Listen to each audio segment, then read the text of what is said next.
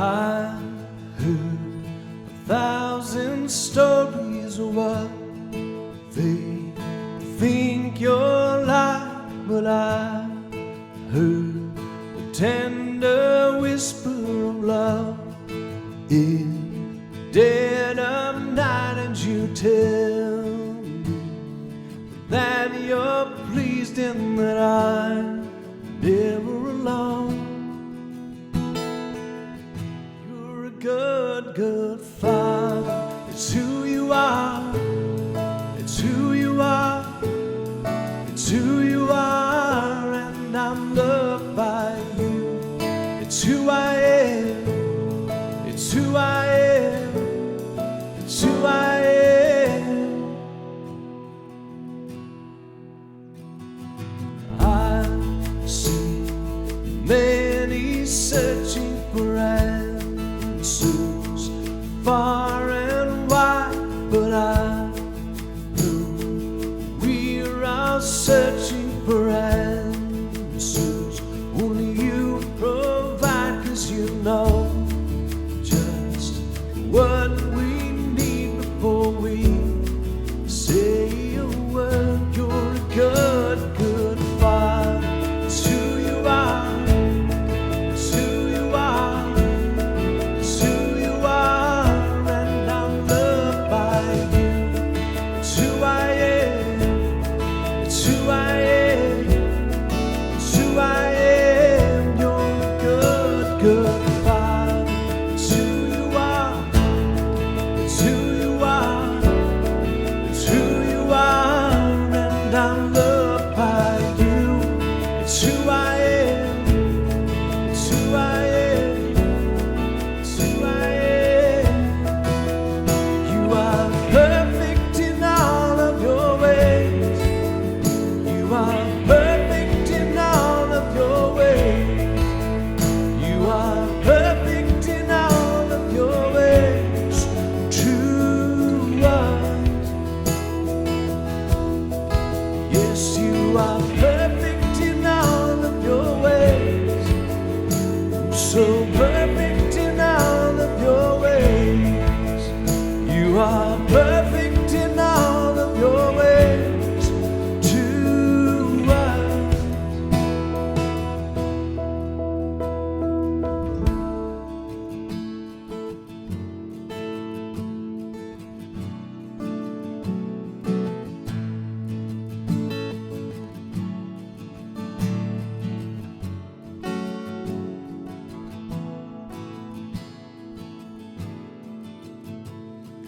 Love so undeniable, I can hardly speak. Peace so unexplainable, I can hardly think as you call. Deeper still as you call. Deeper still you call. Deeper still into love. Love, love, you're a good, good father. It's who you are. It's who you are. It's who you are, and I'm loved by you. It's who I am. It's who I am. It's who I am. You're a good, good father. It's who you are. It's who you are. It's who you are, and I'm loved by you. It's who I am. It's who I am. It's who I am.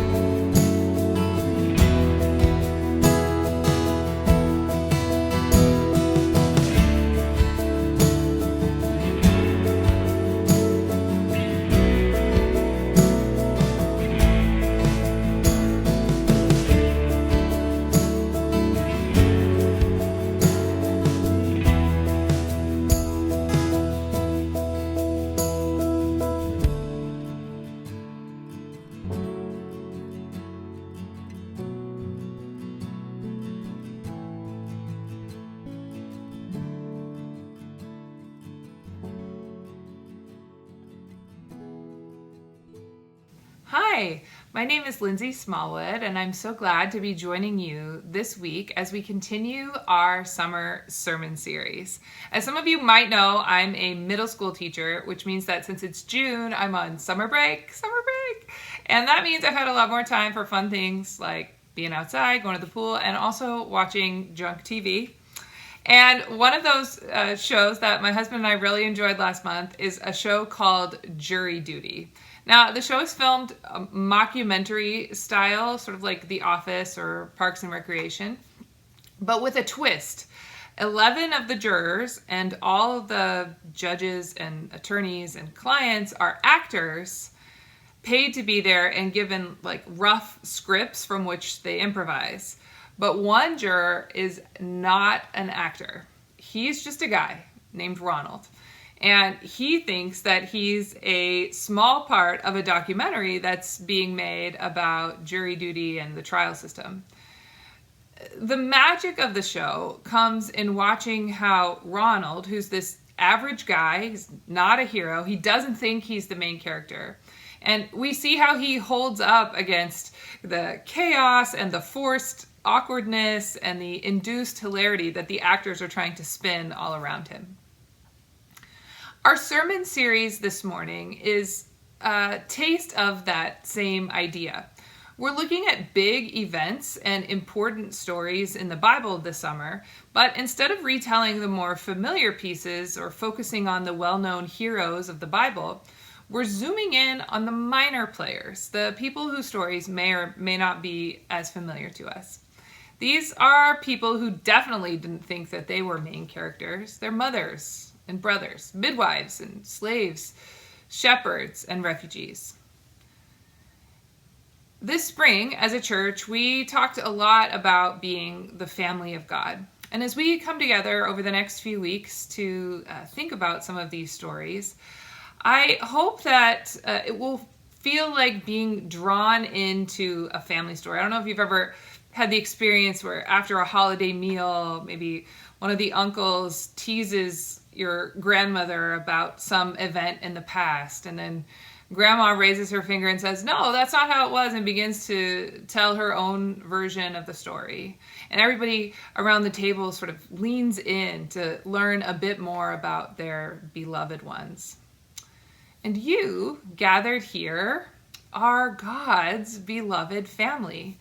And as a community who gathers around a sacred book, these stories that we're going to be telling are your stories. These are your biblical ancestors.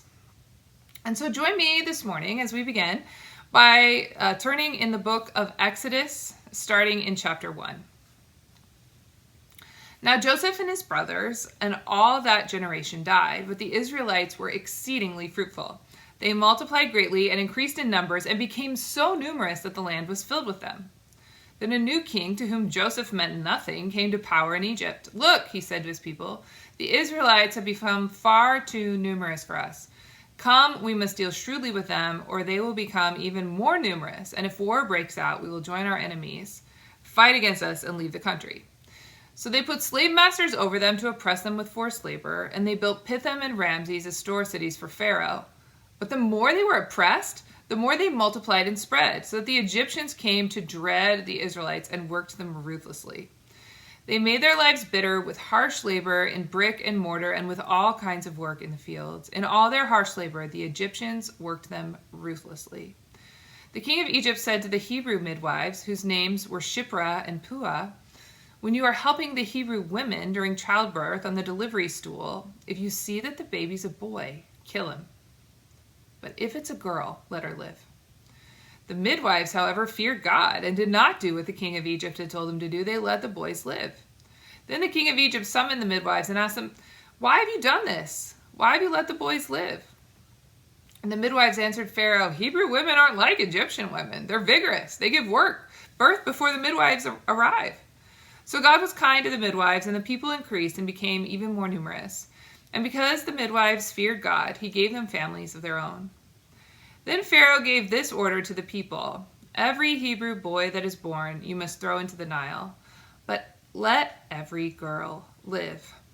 This is the word of the Lord. Now, Having heard this first part of the story, let's go back and look in detail at what the author of Exodus is telling us. Now, first off, we have the Hebrew people. And a long time ago, a few generations ago, Joseph had been a leader in Egypt, and he had brought his family over. That's the Genesis, the beginning of who the Hebrew people are. They're Joseph's family. And when they first came over, this was a great deal because they'd been living in famine where they were. And when they come to live in Egypt, they have all their needs supplied for them there. And so they live in this sort of southern part of the area where the Egyptians are. But now, a few generations later, as we see in the beginning, things are not going as well for them. And there's this phrase, a phrase that makes Pharaoh really mad, but I hope it caught your attention. It says in the text that the Israelites were exceedingly fruitful and multiplying. And if that phrase sounds familiar to you, it should. It's the command that God gives the first people in the garden, Adam and Eve, be fruitful and multiply. And it's echoed later in God's promises to Abraham that his descendants would be as numerous as the stars in the sky. Now, the author of Exodus is setting up here the primary conflict in this book, in these verses. The Israelites are fruitful and multiplying, and Pharaoh hates their growth. He is fearful of their thriving.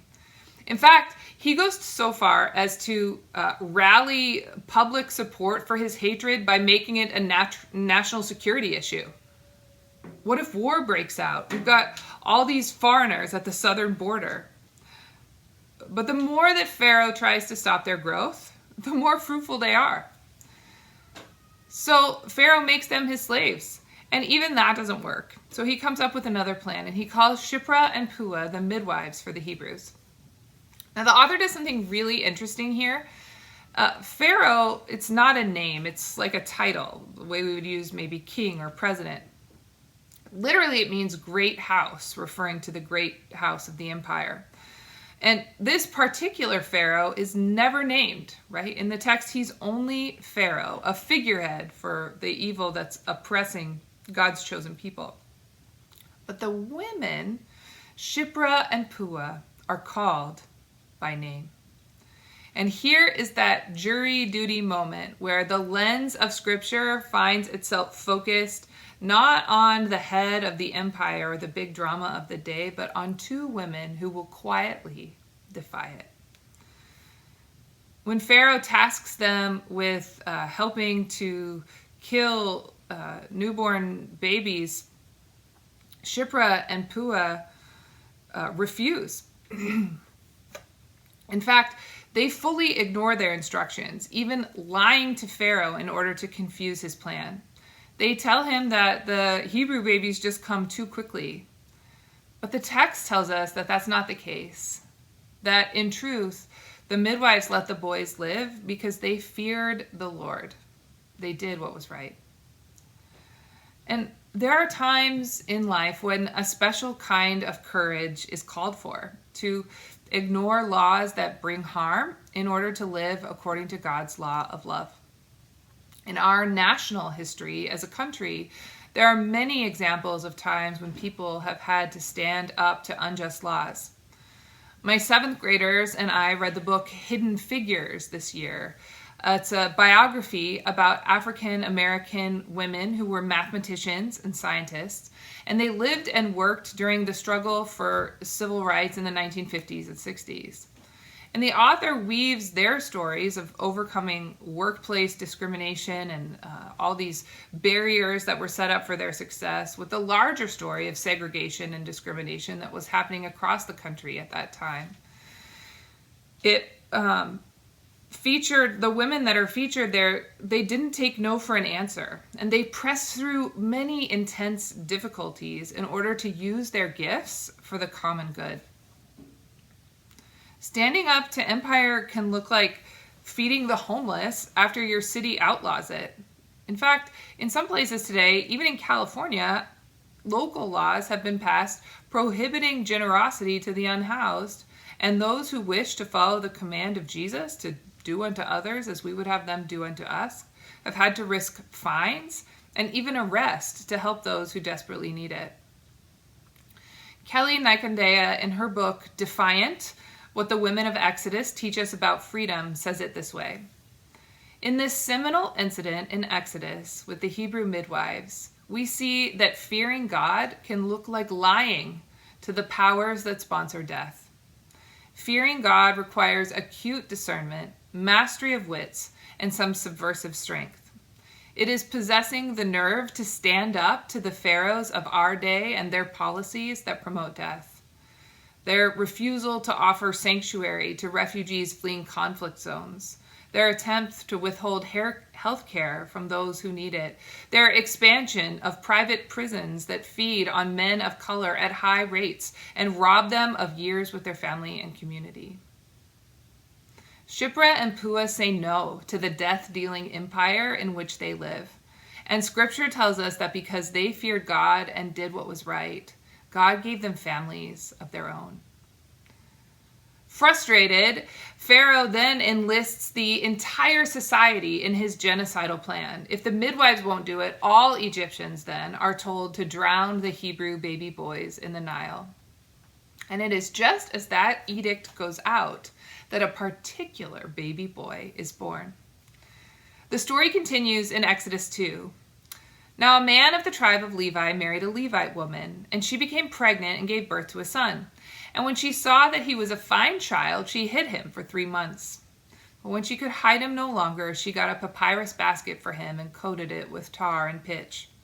She placed the child in it and put it among the reeds along the bank of the Nile. His sister stood at a distance to see what would happen to him. Then Pharaoh's daughter went to the Nile to bathe, and her attendants were walking along the riverbank. She saw the basket among the reeds and sent her female slave to get it. She opened it and saw the baby. He was crying, and she felt sorry for him. "This is one of the Hebrew babies," she said. And then his sister asked Pharaoh's daughter, "Shall I go and get one of the Hebrew women to nurse the baby for you?" "Yes, go," she answered. So the girl went and got the baby's mother. And Pharaoh's daughter said to her, "Take this baby, nurse him for me, and I'll pay you." So the woman took the baby and nursed him. And when the child grew older, she took him to Pharaoh's daughter, and he became her son. And she named him Moses, saying, "I drew him out of the water." A baby boy is born into a world where baby boys are being drowned in the river. His mother, who the text later tells us is named Jochebed, hides him for 3 months. And if you've ever had a newborn, you know that's no small thing to keep them quiet and out of sight. But what else could she do? She's his mother. That baby is all of her love and heart wrapped up in tiny blankets. And then finally, when he gets too big and she has no choice, she puts him in the river. But not to drown him. She takes her beloved little baby and tucks him into a waterproof basket and hopes. Jochebed does absolutely everything she can do, and then she has to step back and hope. Her daughter watches all of this. Miriam, the author of Exodus, later gives us her name. Miriam sees the slow motion tragedy that's unfolding, but she doesn't stop paying attention. She stays present to the tragedy. She's ready to intervene. Miriam waits and watches and wonders what will happen to her baby brother. And it's here that we meet Pharaoh's daughter. The author of Exodus tells us that she has compassion on the crying baby and draws him out of the water. And that Miriam, still watching, offers to take the baby and care for it, and the princess agrees. This daughter of immense privilege, who was commanded by her own father to kill this child, who could have just ignored that baby in apathy, instead decides to intervene, to act on the baby's behalf. And not only that, but to name him and support him and give him every privilege that she herself enjoyed. You know, as we tell these stories, it's a bit ironic that Pharaoh, in trying to protect his empire, commanded the death of all the baby boys. But he wasn't worried about the little girls. He said they could live. But at every turn, it's the women in the story that thwart his evil intentions. Now, of course, The main character of the Exodus story, the foil for Pharaoh's wickedness, is going to be this baby, Moses. It's Moses who will speak for the people living as slaves under Pharaoh's harsh rule. It's Moses who will demand their freedom from Pharaoh. And it's Moses who will lead them out of slavery in Egypt through the parted waters of the Red Sea. But without Shiphrah and Puah's defiance, Moses would have been strangled. Without Jochebed's tender care, he would have been taken and killed. Without Miriam's watchful eye, he would have been lost. And without the daughter of Pharaoh's intervention, Moses would have been forgotten. Each of these women play a role, the deliverers of the deliverer. Scripture records them making hard choices to do the right thing when the moment called for it. And their courage sets the stage for the confrontation with empire that the Hebrew people will ultimately face on their long journey toward freedom. As we close and take some time to turn together and reflect on these stories, I'd like to offer you 3 things to consider. The first is this: you too live in the shadow of an evil empire. I don't mean our state or national government specifically, but I mean that we live our lives with an awareness that this world is broken in ways that we can't even fully comprehend. This is not the promised land. I don't have to tell you that. Like Pharaoh against the Hebrews, the powers and the principalities of this world are against you. You feel it. I feel it. Life is hard. Right? There's poverty and injustice and lack and sorrow all around us. We experience loss and disease and disaster and death. And some days it's hard just to go on in this world where we live. As I sat with the text that I've been studying these last few weeks, I kept thinking about those dead baby boys in the Nile River. It made me cold on the inside to picture it, to think of that kind of casual cruelty, that sort of throwing away of life at such a large scale. But we see it today in the world where we live too, and sin is the word for it, I think. In the Bible, sin isn't just the things that individuals do wrong. I mean, that's part of it, but it's also the sick systems that we find ourselves living inside us. A system that would allow babies to be tossed aside in a river. A system where the rich have many houses and the poor have none. A system that rewards greed over love. The biblical language for all of that is the fall. The fall. We dwell in a fallen kingdom, in a world of sin. And sin's effects touch all of us. We have a promise, though, that in this world of sin, God is with us still. He sees us in our pain and in our joy. He knows our name, and he calls us beloved.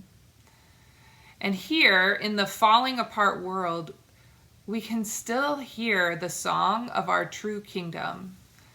The song that sang the world into being, that song of love echoes still.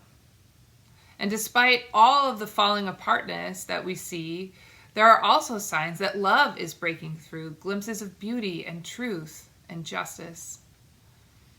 And so here in the real world where we live, we are tasked with living as citizens of our true kingdom.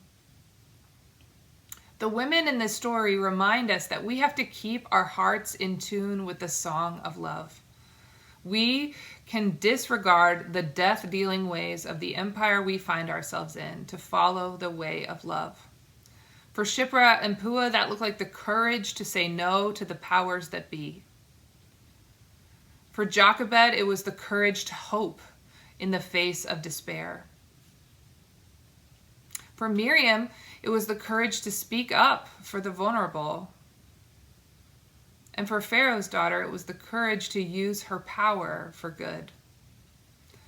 Their lives, their stories paved the way for God's deliverance for his people in Exodus, and our lives continue that story. We don't have to save the world or have some big mission or moment. We need only to love it and to live the lives that are given to us in our time with great courage and great love.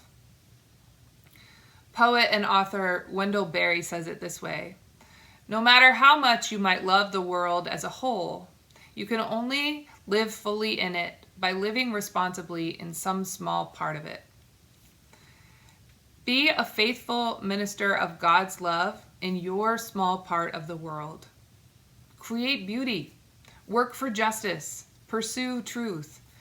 Every time you respond to anger with kindness, when you choose generosity instead of selfishness, when you help even though you didn't have to, you tell God's story with your life. And God's story has a promise that the world won't always be like this.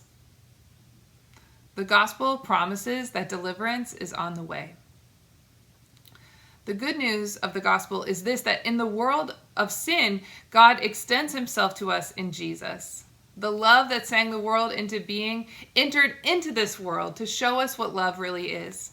Jesus lived as one of us. He walked among us. He showed us what love is like. And when he refused to bow to the empire of his day, they executed him. But God raised him from the dead to life again. And the resurrection of Jesus is a first sign to a weary creation that the kingdom of love will someday again rule the whole earth. We who weep and work and wait for a world that we long for, we will be resurrected too. And Jesus will lead us into a new creation, a beautiful world of justice and joy, a promised land forever. In Romans 8, Paul talks about it this way. He says, the trials that we face in life, they're like labor pains before a baby is born. And Paul compares all of us to pregnant women, saying that even as we suffer knowing that deliverance is coming, that something wonderful is coming, that all of this pain is going to lead to joy. And somehow, in the resurrection power of God, all things, every good thing, every heartache, every single thing will work together for our good and God's glory. That is our hope. Deliverance is coming, and while we wait, we take courage, knowing that we are part of a long line of people who have learned how to love in the shadow of a fallen empire. In just a moment, you'll see some questions on your screen, and I encourage you, whether you're alone this morning and you want to consider these in the quietness of your heart, or whether there's a small group or a friend that you could spend some time talking with these about. But take some time to reflect on these stories, to reflect on the reminder that in a world that's falling apart, we have an unending kingdom of love that will last forever.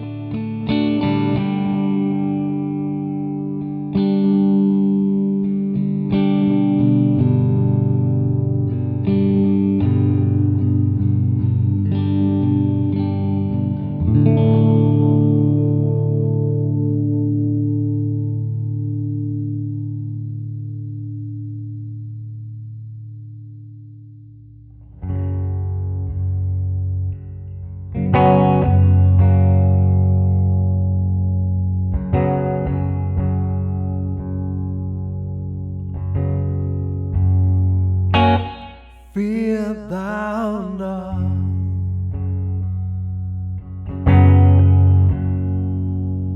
For I am with thee.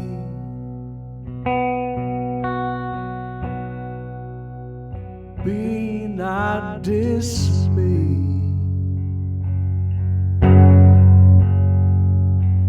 For I am thy God.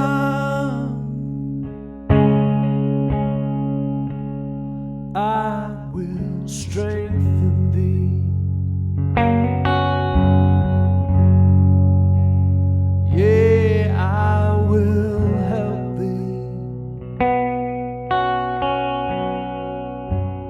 And I will uphold you with the right hand of my righteousness.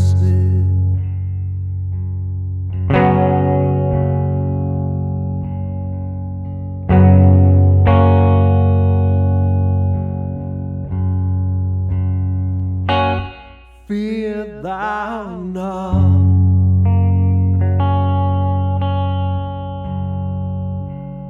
For I am with thee.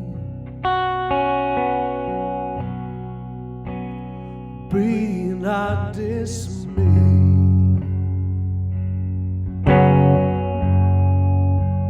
For I am thy God.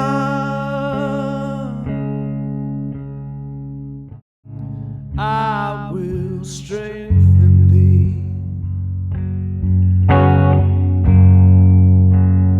Yeah, I will help thee. And I will uphold you with the right hand of my righteousness.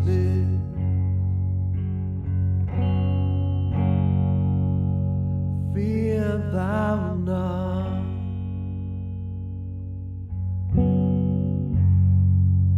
For I am with thee.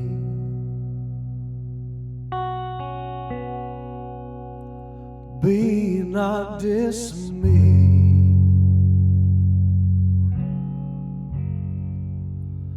For I am still your God. I will strengthen thee. Yes, I will help thee. I will uphold you with the right hand of my righteousness.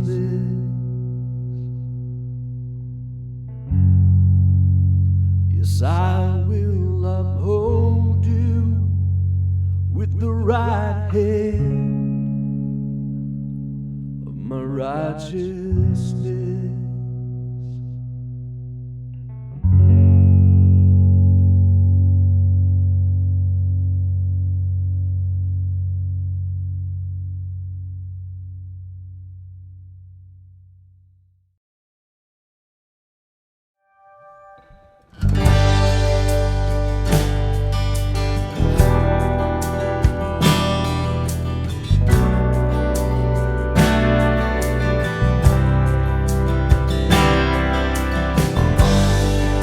Love is devoted, like a ring of solid gold, like a vow that is tested, like a covenant of old.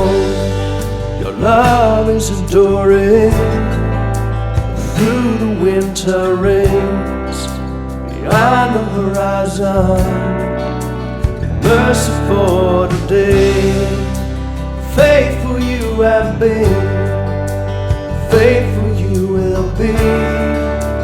Pledge yourself to me, and that's why I sing. Your praise will ever be on my lips, ever be on my lips. Your praise will ever be on my lips, ever be on my lips. Your praise will ever be on my lips, ever be on my lips. Your praise will ever be on my lips, ever be on my lips.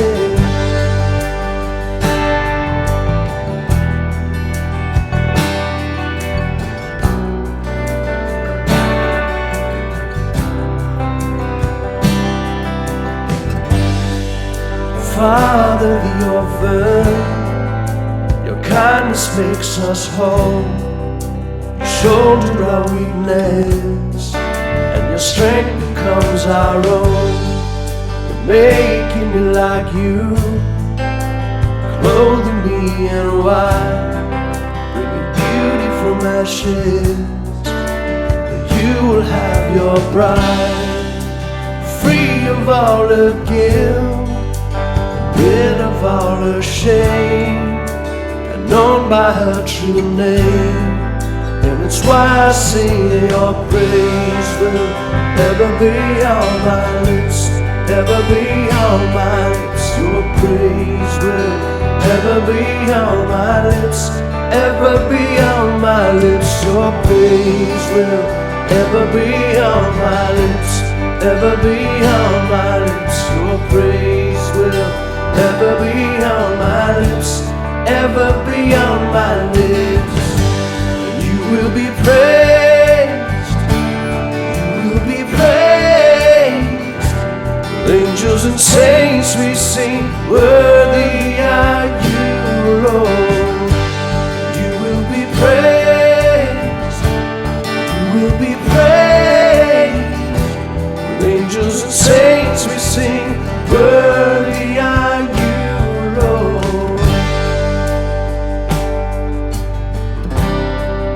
And it's why I sing your praise will ever be on my lips, ever be on my lips. Your praise will ever be on my lips, ever be on my lips. Your praise will ever be on my lips, ever be on my lips. Your praise will ever be on my lips, ever be